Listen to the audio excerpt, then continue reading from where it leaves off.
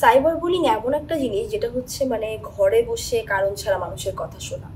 তো cyber bullying আমরা কেউই আসলে প্রাপ্য না। যে আসলে পৃথিবীর একদম নিকৃষ্টতম মানুষ আমার মনে হয় সেও সাইবার বুলিং প্রাপ্য না, কিংবা সেও ডিজার্ভ করে না। কারণ আমরা তো জীবনে আসলে অনেক কাজ করি, অনেক কিছুই করি, আমরা অনেক কিছুই আমাদের সাথে হয় কম বেশি। আমাদের মানুষ এমনিই যথেষ্ট, আমাদের আসলে আবার সাইবার বুলিং কেন হতে হবে? আমি এটাকে কখনো সাপোর্ট করি না এবং আমি কখনো সাপোর্ট করবো না। আমার এটা কখনো পছন্দ হতেও পারে না এই জিনিসটা। কিন্তু যেটা হয় যে খারাপ লাগে, প্রথম দিকে অনেক বেশি খারাপ লাগতো। এখন যদিও মানিয়ে নিয়েছি, কিন্তু এটা মানিয়ে নেওয়ার জিনিস না, এটা আসলে রুখে দাঁড়ানোর মতোই একটা জিনিস। কঠোরভাবে রুখে দাঁড়ানো উচিত সবার, এটা প্রশাসনের থেকেই আসলে করা উচিত, যাতে মানুষ এই জিনিসটা থেকে বিরত থাকে এবং থাকতে বাধ্য হয়। এবং যাদের খুব ইচ্ছা করে যে একটু বুলিং করি, তারাও যাতে ভয় ওটা করতে না পারে, এরকম একটা কিছু হওয়া উচিত। কারণ না হলে তো আমরা আসলে এটাকে থামাতে পারি না কোনোভাবে। আমাদের প্রত্যেকটা মানুষের ফ্যামিলি আছে, ফ্যামিলির বাইরে আমরা কেউ না। তো সেই জায়গা থেকে কিছু তো প্রভাব পড়েই। নেগেটিভিটি যখন অনেক বেশি ছড়িয়ে যায় তখন তো কিছুটা হলেও সামাজিকভাবে প্রভাব পড়ে। আমাদের ফ্যামিলি আছে, আমাদের বাচ্চা আছে, আমাদের অনেকেই আছে। তো এখানেও আমাদের কিন্তু একটা পারিবারিক দায়বদ্ধতা থাকে।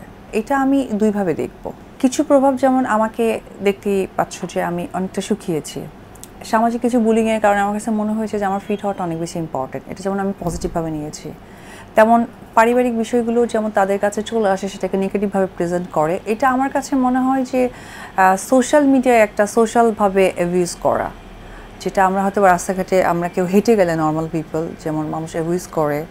সো আমার কাছে সামটাইম এটা মনে হয়। আর এটাকে অ্যাকচুয়ালি আমার মনে হয় যে যারা সেলিব্রিটি, যারা শোবিজে থাকে, তাদের ওই মেন্টালিটি প্রিপারেশান নেওয়াই উচিত যে আমি যেহেতু সোশ্যাল মিডিয়ার আর অ্যাজ এ হিউম্যান বিং আমার ভুল ত্রুটি থাকতেই পারে। সো এটা খুব সূক্ষ্মভাবে 10টা মানুষ তাদের মতো করে প্রেজেন্ট করে। আমি যেটা করেছি যে আমার ফেসবুকে সবাই আর আগের মতো আমাকে রিচ করতে পারবে না, বা সবাই চাইলে আমার এখানে কমেন্ট করতে পারবে না, সেইগুলো একটু লিমিট করে দিয়েছি। ফলে দেখা যায় যে কোনো ধরনের আজে বাজে কমেন্টগুলো ফিল্টার আউট করাটা সুবিধাজনক হয়। তো আদার দেন দ্যাট আমি চেষ্টা করি যে আজে বাজে কমেন্ট করলেও সেগুলোকে ইগনোর করে যাওয়ার। ইনবক্সে বলে যে আপু আমি তো এরকম সাইবার বুলিংয়ের শিকার হচ্ছি, আপু আমাকে ইনবক্সে এরকম আজে বাজে মেসেজ করা হচ্ছে। সবসময় যে ফেক আইডি দিয়ে আজে বাজে করছে, ফেক পেজ দিয়ে যে তাদেরকে বুলিং করছে এরকম না। রিয়েল মানুষরা অনেক সময় বুলিং করে থাকে, কিন্তু এই সাইবার বুলিংগুলো যখন তারা পুলিশের কাছে রিপোর্ট করেন সেটার একটা প্রপার সুরাহা কিন্তু তারা পান না।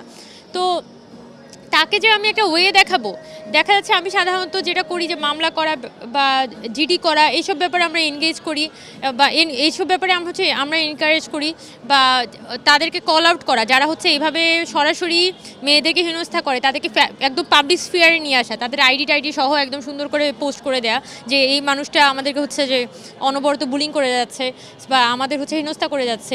এবার এই মানুষগুলোকে আসলে দমানোর একমাত্র সম্ভব হয় যখন তাদেরকে অ্যাকচুয়ালি পাবলিক স্পিয়ারে এক্সপোজ করা যায়। তো এই ক্ষেত্রে মেয়েদের আমি যেটা দেখেছি সাধারণ মেয়েদের মধ্যে তাদের কিন্তু নিজেদেরকে গুটিয়ে নেওয়ার একটা প্রবণতা তৈরি হয়। এগুলো আসলে প্রপার সোশ্যাল ক্যাম্পেইন ছাড়া এই বিষয়গুলোকে কোনোভাবেই মোকাবেলা করা সম্ভব না। বিশেষ করে আমাদের আইন যেটা বর্তমানে যে বিদ্যমান নিপীড়ন বিরোধী আইনটা আছে, সে নতুন করে একটা আইন সংশোধন করা হয়েছে।